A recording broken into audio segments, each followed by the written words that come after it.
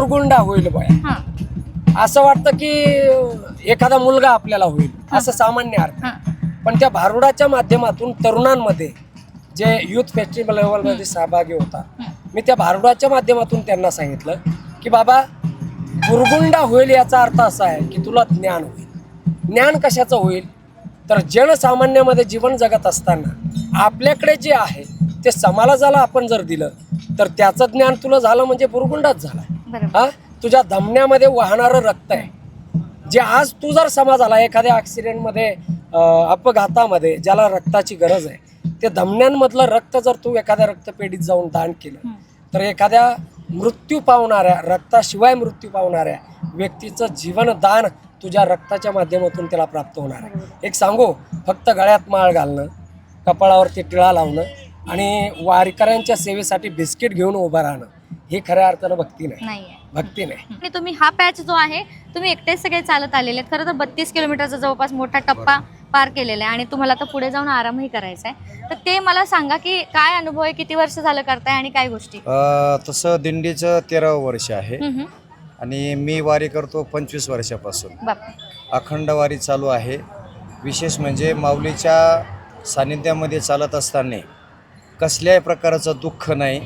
जसं पंढरपूरला गेल्यानंतर पांडुरंगाचं दर्शन घेतलं की भाग गेला, शीन गेला, अवघा झाला आनंद.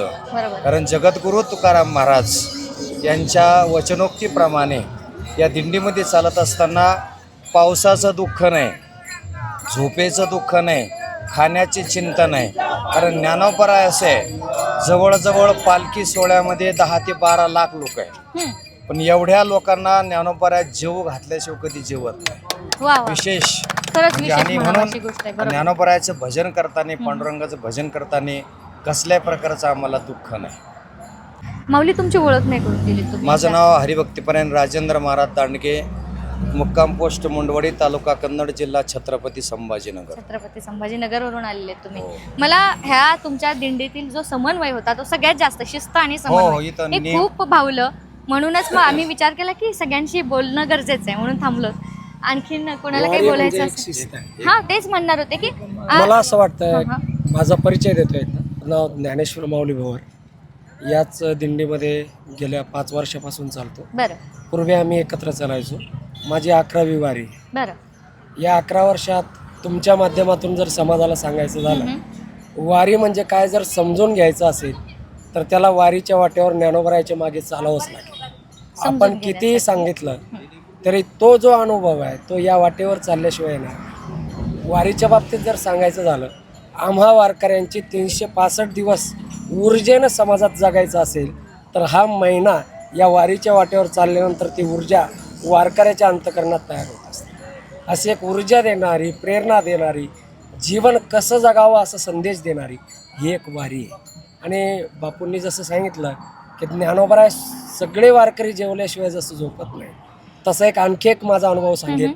वारकऱ्याने मनात जी इच्छा प्रगट केली, वारकरी जर म्हटला आज की संध्याकाळी मला गुलाबजामुन खायचे, तर ज्ञानोबराय कैवल्य साम्राज्य चक्रवर्ती ज्ञानोबराय वारकऱ्याच्या ताटात गुलाबजामुन आज नाही तर उद्या दिल्याशिवाय राहणार नाही. ज्ञानोबरायांचं हे आश्चर्य आहे. तसं सगळ्या संतांचं ते आश्चर्य. तुम्ही काय करता? मुळे आधी तुमचा व्यवसाय वगैरे काय आहे, काय गोष्टी आहेत आणि तुम्ही ह्या पूर्ण वेळ ह्या आध्यात्मिक क्षेत्रामध्ये आहात? चांगला शेतकरी आहे. बरं. शेतकरी कुटुंबात माझा जन्म झाला. माझे आईवडील अशिक्षित आहेत. माझं शिक्षण झालंय, ग्रॅज्युएशन माझं पूर्ण झालंय. पण वयाच्या 5व्या वर्षी वडिलांच्या गळ्यात माळ आणि त्यांनी माझ्या गळ्यात माळ टाकली म्हणून मी तिथून वारकरी झालो.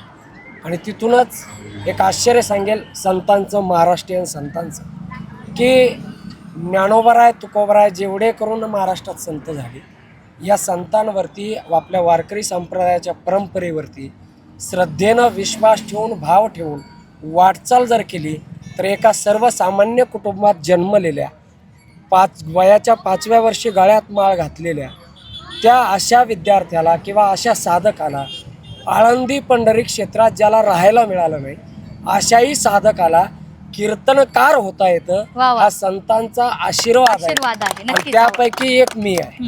मी शिकलो कोणाकडेच नाही, पण मी आज कीर्तनकार आहे आणि दिंडीतले किंवा महाराष्ट्रातले सगळी लोक मला कीर्तनकार म्हणून ज्ञानेश्वर न म्हणता माऊली या नावाने हाक मारतात. नक्कीच. हा माऊलींचा प्रसाद आहे. हा माऊलीचा प्रसाद की म्हणजे बरंच असं झालं की पेव फुटलेलं आहे समाज माध्यमांचं. फक्त समाज माध्यमांवरती दिसण्यासाठी नटून थटून काही लोक तिथे येतात, तुमच्यासोबत फोटो काढतात, तुम्हाला काहीतरी दान देतायत असंही दाखवतात. पण ही खरं तर काय म्हणतात, ह्याला भक्ती म्हणतात काय? म्हणजे त्यांच्या दृष्टीनं भक्ती हीच गोष्ट मुळात काय आहे, ही गोष्ट तुम्ही जर त्यांना सांगितलीत तर मला असं वाटतं की हा संदेश त्यांच्यापर्यंत जायला पाहिजे. नक्कीच प्रश्न खूप छान आहे आणि त्यातल्या त्यात मी तरुण आहे म्हणून त्या विषयावर बोलणं माझं कर्तव्य आहे. मी सांगितल्याप्रमाणे वयाच्या 5व्या वर्षी माझ्या गळ्यात माळ आली. मी तेव्हापासून भजन करतोय. पण मी पूर्वी तुम्हाला बोलून गेलो आहे की माझं ग्रॅज्युएशनपर्यंत शिक्षण पूर्ण झालं आहे. ते कुठं झालं आहे तर शिवाजी महाविद्यालय कन्नडला डॉक्टर बाबासाहेब विद्यापीठ जे आहे संभाजीनगर, त्या विद्यापीठाअंतर्गत आम्ही शिकलो.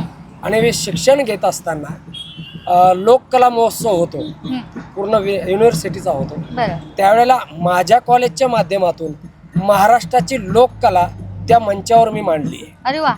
भारूड, वासुदेव, लोक पोवाडा हे सगळे कला प्रकार त्या युथ फेस्टिवल मध्ये मी मांडले. आणि माऊलींच्या आशीर्वादानं त्या स्पर्धेमध्ये चारही कला प्रकारात मला प्राइज मिळाला 5 वर्ष. पण ती कला सादर करत असताना समजा आता भारूड आहे, गुरगुंडा होईल बया, असं वाटतं की एखादा मुलगा आपल्याला होईल असं सामान्य अर्थ. पण त्या भारुडाच्या माध्यमातून तरुणांमध्ये जे युथ फेस्टिवल लेवलमध्ये सहभागी होतात, मी त्या भारुडाच्या माध्यमातून त्यांना सांगितलं की बाबा गुरगुंडा होईल याचा अर्थ असा आहे की तुला ज्ञान होईल.